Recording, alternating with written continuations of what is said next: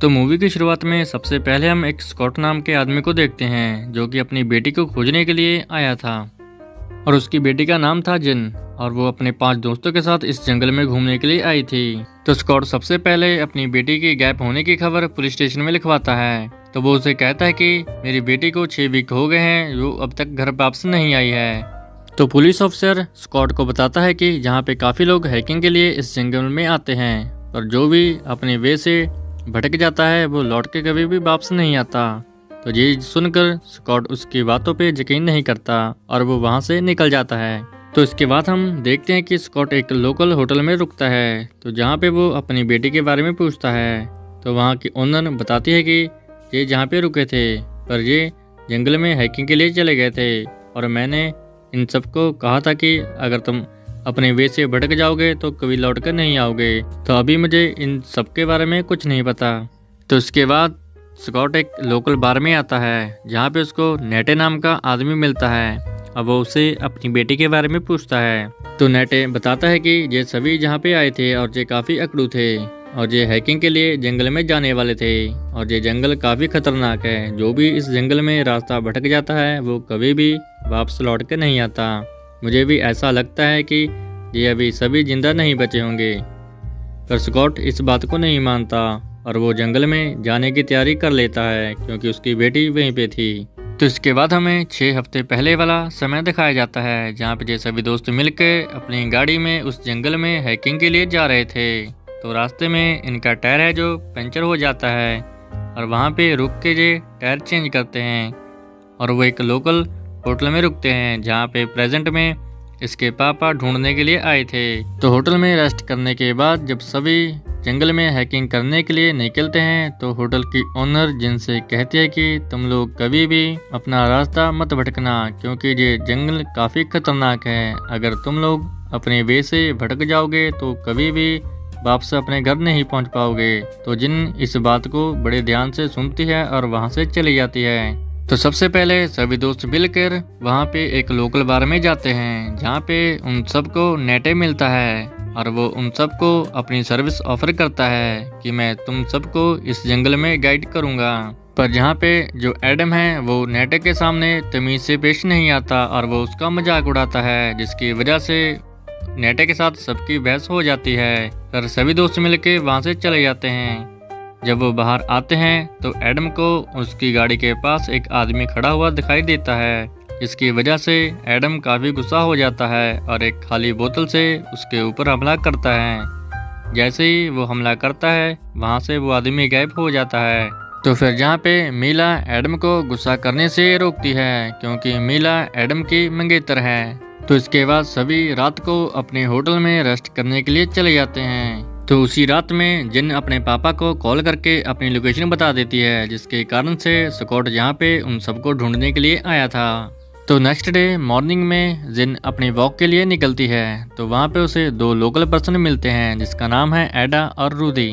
तो एडा जहाँ पे कुछ सामान बेच रही थी तो जिन उससे एक बैंड खरीद लेती है और वो वहाँ पे रूदी को भी देखती है पर रूदी उससे डर के छुप जाती है। तो उसके बाद देखते हैं कि उसके सभी दोस्त बाहर आ जाते हैं। तो वो सभी लोग मिलकर जंगल की तरफ हाइकिंग के लिए चले जाते हैं। तो सभी जहाँ पे नेचर को काफ़ी एंजॉय करते हैं और उनको मज़ा आ रहा था। उन्होंने पूरा जंगल घूमने का प्लान बनाया हुआ था। तो डैरिस यहाँ पे कहता है कि जंगल के इस साइड एक काफ़ी सुंदर महल है जिसे हमको देखना चाहिए।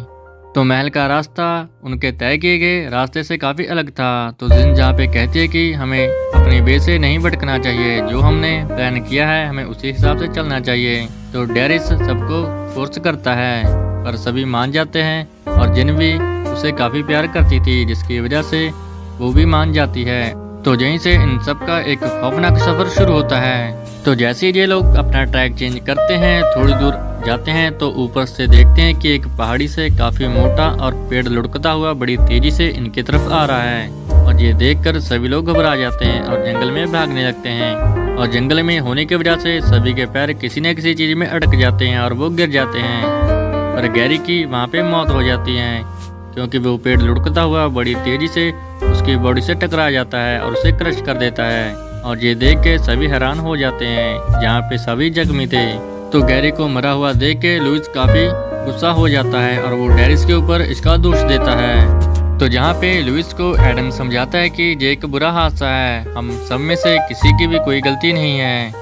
तो जहाँ पे जिन को एक मास्क पहना हुआ आदमी पेड़ के पीछे दिखाई देता है और वो अपने दोस्तों को बताती है, पर ये सभी उस पर ज़्यादा ध्यान नहीं देते और ये फैसला करते हैं कि हम अपने तय किए रास्ते पे फिर से वापस चलते हैं।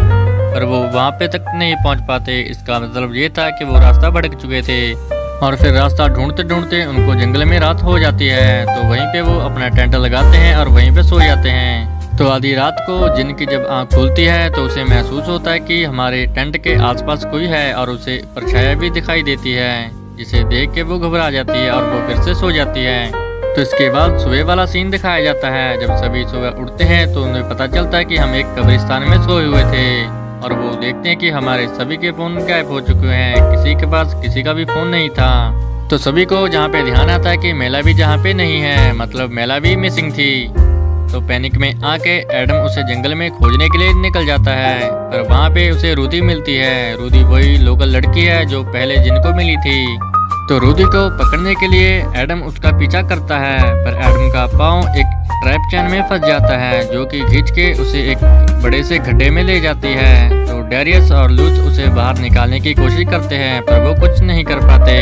तो जिन कहती है कि हमें कोई जहाँ पे हंट करने की कोशिश कर रहा है, हमें जल्द से जल्द यहाँ से निकल जाना चाहिए। तो कुछ देर आगे जाने के बाद उन्हें एक छोटा सा खंडर घर दिखाई देता है जहाँ पे काफी सारे वेपन और काफी सारे मोबाइल पड़े हुए थे। तो वहीं से छुपकर वो लोग देखते हैं कि दो मास्क पहने हुए आदमी एडम को उठा के लेके जा रहे थे। तो वो वेपन उठा के उन दोनों आदमियों को घेर लेते हैं और एडम को छोड़ने के लिए कहते हैं। तो जहाँ पे पता चलता है कि उन दोनों आदमियों की भाषा कोई और ही थी जो कि ये लोग समझ नहीं पा रहे थे। और इतने में पीछे से एडम को होश आ जाता है और वो एक लकड़ी के मोटे लट्ठे से एक मास्क पहने हुए आदमी का सिर फोड़ देता है, जिसे देख के दूसरा मास्क पहना हुआ आदमी वहाँ से भाग जाता है। और इतने में मेला भी वहाँ पे पहुँच जाती है। तो जहाँ पे मेला सबको बताती है कि मैं सुबह सुबह फ्रेश होने के लिए गई थी, पर मुझे ये दोनों मास्क पहने हुए आदमी दिखाई दिए जिसको देख के मैं छुप गई थी और इतने में तुम लोग वहाँ से निकल गए थे। पर जहाँ पे जिनको ऐसा लगता है कि एडम ने बेवजह ही किसी का खून कर दिया है, पर एडम यहाँ पे जस्टिफाइड कर देता है कि अगर मैं इनको नहीं मारता तो ये मेरे को मार देते। तो इसके बाद वो अपने रास्ते को ढूंढने के लिए जंगल में भटकते रहते हैं। तो वहाँ पे देखते हैं कि वो ही मास्क पहने हुए लोग बारी बारी इन सबको पकड़ने लगते हैं और उन्होंने काफी सारे ट्रैप बिछाए हुए थे। इसमें से मेला एक ट्रैप में गिर जाती है जहाँ पे काफी सारी नुकीली लकड़ियां लगी हुई थी।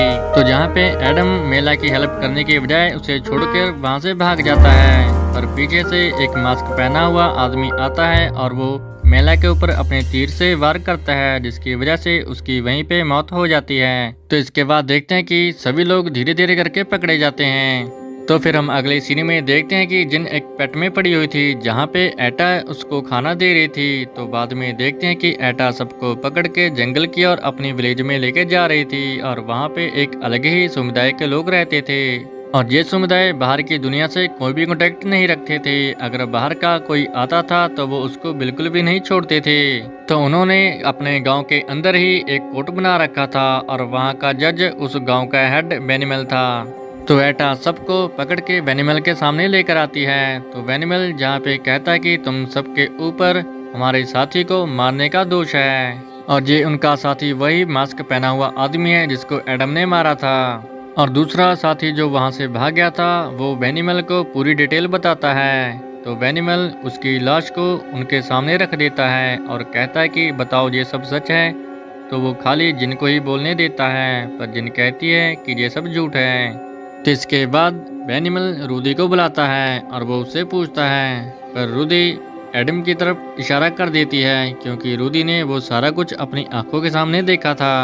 तो वेनिमल जहाँ पे एडम को मौत की सजा सुनाता है और जिनके झूठ बोलने के आरोप के लिए वो सबको डार्कनेस में डालने की सजा सुनाता है। डार्कनेस मतलब सबको अंधा करके जेल में डाल दिया जाए। तो इसके अगले सीन में हम देखते हैं कि वेनिमल भी उसी तरीके से एडम को मार देता है जिस तरीके से एडम ने उसके साथी को मारा था।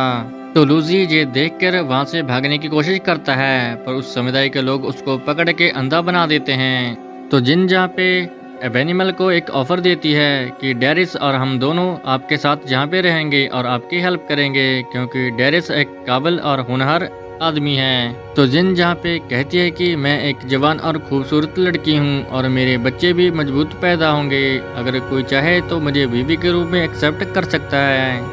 तो बेनिमल इस बात को मान लेता है, पर वो एक शर्त रखता है कि अगर तुम दोनों ने भागने की कोशिश की तो मैं तुम दोनों को जान से मार दूंगा। और बेनिमल जिन को अपनी वाइफ के रूम में एक्सेप्ट कर लेता है और जिन भी बेनिमल के साथ रहने लगती है। तो इसके बाद हमें प्रेजेंट का सीन दिखाया जाता है, जहाँ पे स्कॉट अपनी बेटी को ढूंढने के लिए आया हुआ था। तो फाइनली जो होटल की ओनर होती है उसे वो सच्चाई बता देती है। तो वो कहती है कि शायद तुम्हारी बेटी मर चुकी होगी। तो होटल ओनर उसे कहती है कि उस समुदाय के लोग हमें कभी भी परेशान नहीं करते और ना हमें उनको परेशान करना चाहिए। पर स्कॉट अपनी बेटी को ढूंढने के लिए उस जंगल में जाने की तैयारी कर लेता है। पर देखते हैं कि नेटे और उसका दोस्त मिलकर स्कॉट को काफ़ी पीटते हैं ताकि वो उस जंगल में ना जाए। और ये सीन पुलिस ऑफिसर भी देख लेता है, पर उसे वो इग्नोर करके आगे निकल जाता है। तो इसके बाद देखते हैं कि जो स्कॉट है अकेला ही जंगल की ओर निकल रहा था, पर होटल ओनर उसके साथ अपने दो दोस्तों को भेज देती है, जिसका नाम कूपर और एडिक होता है। और वो दोनों स्कॉट को जंगल में गाइड करने के लिए उसके साथ जाते हैं, क्योंकि वो काफी बार वहां जा चुके थे। तो ये तीनों जंगल में पहुंच जाते हैं, जहाँ पे इनको काफी सारे ट्रैप मिलते हैं। पर एक ट्रैप में कूपर फंस जाता है और वो एक पेट में गिर जाता है और एडिक उसे निकालने की कोशिश करता है, पर ऊपर से एक पत्थर है जो एडिक के ऊपर आके गिरता है, जिसकी वजह से दोनों की वहाँ पे मौत हो जाती है और स्कॉट बच जाता है। तो फिर अब स्कॉट अकेला ही अपनी बेटी को ढूंढने के लिए जंगल में निकल पड़ता है और वहाँ पे फाइनली उन्हीं समुदाय के लोगों के द्वारा वो पकड़ा जाता है और स्कॉट को बेनिमल के सामने पेश किया जाता है। और जिन भी स्कॉट के साथ जाने के लिए मना कर देती है। तो जहाँ पे बेनिमल स्कॉट को हमारी सरहद में घुसने के आरोप में डार्कनेस की सजा सुनाता है, मतलब अंधा करके जेल में डाल देना। तो फिर हम देखते हैं कि आधी रात को जिन अपने फादर स्कॉट के पास आती है और उसे वहाँ से निकालती है और वो डेरिस को भी वहाँ से जाने के लिए पूछती है, पर डेरिस इस बात के लिए उसे मना कर देता है। और जैसे ही जिन और स्कॉट वहाँ से भाग रहे थे तो तभी देखते हैं कि रूदी उन दोनों को देख लेती है, पर रूदी उन दोनों की हेल्प करती है और उन्हें एक सीक्रेट रास्ता दिखाती है। मतलब रूदी भी जहाँ पे रहना नहीं चाहती थी, पर जो रास्ता रूदी ने दिखाया था वो एक डार्क वे था, जहाँ पे लोगों को अंधा करके रखा गया था। तो वापस जाते हुए उसे लूसी भी मिलता है, जो कि एक ज़ॉम्बीज़ की तरह बैठा हुआ था और उसे कुछ दिखाई नहीं दे रहा था और वो दर्द से तड़प रहा था। तो जिन जहाँ पे लूसी को एक मर्सी किल देती है, मतलब उसके दर्द से उसे आज़ाद कर देती है, मतलब कि उसे मौत के घाट उतार देती है। और जैसे ही वो दोनों भाग रहे थे वहाँ पे एटा और उसके कुछ साथी वहाँ पे मिल जाते हैं, पर जिन एटा और उसके साथियों को मार देती है और वहाँ से निकल जाती है। तो ये दोनों जंगल में भागते हुए अपने ट्रेलवे के पास पहुँच जाती है, जहाँ पे नेटे अपने दोस्तों के साथ गन लेके खड़ा हुआ था। तो नेटे स्कॉट को बताता है कि मेरा भांजा भी 6 साल पहले जहाँ पे आया था और वो भी जहाँ पे मारा गया था, और मैंने तुम पे हमला इसलिए किया था ताकि तुम यहाँ से भाग जाओ, क्योंकि ये लोग किसी को भी नहीं छोड़ते। तो जहाँ पर उसी समुदाय के काफी सारे लोग अचानक से हमला कर देते हैं, पर नेटे वहाँ पे गोलियों के साथ सबको उड़ा देता है और वो जिन और स्कॉट को बचा के अपने टाउन में ले आता है। तो इसके बाद हम देखते हैं कि 5-6 महीने का टाइम गुजर चुका था। तो एक दिन बेनिमल और रूदी उसके स्टेप मॉम के घर पे आते हैं और उन्हें कहते हैं कि हम यहाँ पे नए पड़ोसी हैं और यहाँ पे अपने बिजनेस के लिए आए हुए हैं। और जिन जैसे ही अपनी जॉब से अपने घर को वापस आती है और वो बेनिमल को देखती है और उसे देख के शॉक हो जाती है और वो डर जाती है और वो चालाकी से अपनी स्टेप मॉम और ब्रदर को अलग कमरे में भेज देती है। तो वो बेनिमल से डील करती है कि अगर तुम मेरी फैमिली को छोड़ दोगे तो मैं तुम्हारे साथ चली जाऊंगी। तो ऑब्वियसली बेनिमल इस बात के लिए मान जाता है। तो फिर वो तीनों वैन में बैठकर वहां से जाने लगते हैं और वहां पे उसके समुदाय के और भी कुछ लोग आए हुए थे। तो कुछ देर बाद देखते हैं कि वैन का एक्सीडेंट हो जाता है, तो जहाँ पे जिन बेनिमल को और उसके साथियों को चाकू से मार देती है। तो एंड में हम देखते हैं कि जिन और रूदी दोनों हाथ पकड़ के अपने घर की तरफ वापस आ रहे थे। तो यहीं पे ये मूवी खत्म हो जाती है। तो दोस्तों इस मूवी का नाम था रॉन्ग टर्न, जो कि 2021 में आई थी। और ये मूवी बाकी रॉन्ग टर्न से काफ़ी अलग और काफ़ी बेहतर है। अगर आपको हमारी स्टोरी अच्छी लगी हो तो आप हमारे चैनल को जरूर सब्सक्राइब करें। अगर आपने रॉन्ग टर्न की पहली मूवी देखनी हो जो कि 2003 में आई थी, मैंने उसका लिंक अपने डिस्क्रिप्शन में दे दिया है, आप वहां पे जाके देख सकते हो।